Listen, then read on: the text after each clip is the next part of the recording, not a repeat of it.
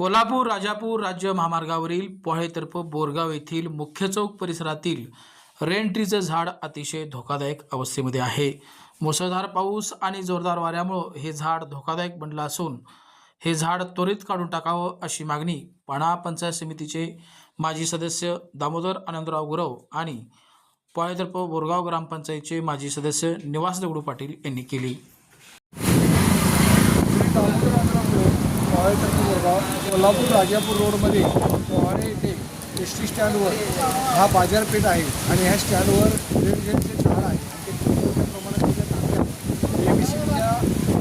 line कोर्टाकडं वायरिंगकडे गेलेले आहेत आणि तशाच PWD खाते आणि ABC ग्रामपंचायतमार्फत आणि ग्रामस्थांच्या मार्फत कळवले असून सुद्धा ते झाडाच्या फांद्या तोडण्यासंदर्भात त्यांना वारंवार सूचना दिल्या तरी लेखी व तोंडी सूचना दिली असताना सुद्धा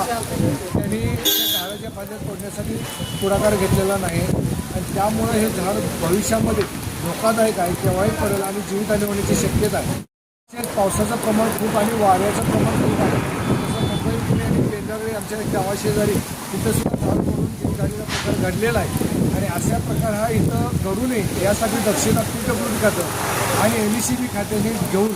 आपल्याला हे झाडाच्या फांद्या ताबडतोब तोडण्यात यावे अशी ग्रामस्थांची